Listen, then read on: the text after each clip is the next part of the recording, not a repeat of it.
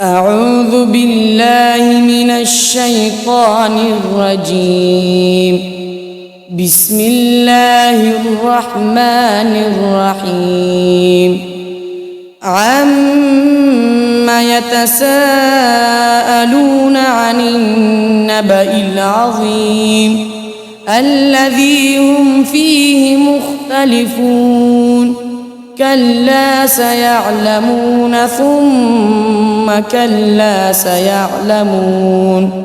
ألم نجعل الأرض مهادا والجبال أوتادا وخلقناكم أزواجا وجعلنا نومكم سباتا وجعلنا الليل لباسا وجعلنا النهار معاشا وبنينا فوقكم سبعا شدادا وجعلنا سراجا وهاجا وأنزلنا من المعصرات ماء ثجاجا لنخرج به حبا ونباتا وجنات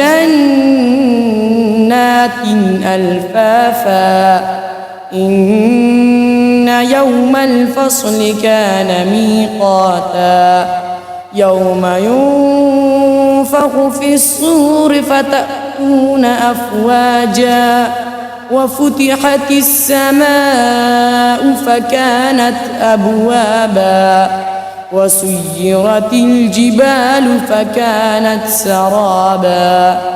إن جهنم كانت مرصادا للطاغين مآبا لابثين فيها أحقابا لا يذوقون فيها بردا ولا شرابا إلا حميما وغساقا جزاء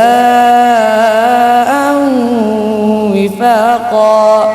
إنهم كانوا لا يرجون حسابا وكذبوا بآياتنا كذابا وكل شيء أحصيناه كتابا فذوقوا فلن نزيدكم إلا عذابا. إن للمتقين مفازا حدائق وأعنابا وكواعب أترابا وكأسا دهاقا لا يسمعون فيها لغوا ولا كذابا جزاء من ربك عطاء حسابا. رب السماوات والأرض وما بينهما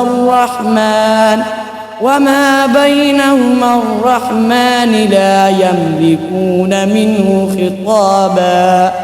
يوم يقوم الروح والملائكة صفا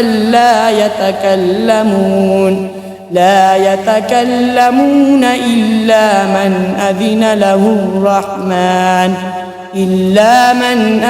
له الرحمن وقال صوابا.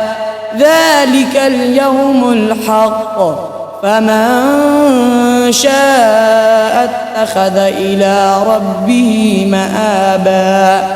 إنا أنذرناكم عذابا قريبا يوم ينظر المرء ما قدمت يداه ويقول الكافر يا ليتني كنت ترابا. صدق الله العظيم.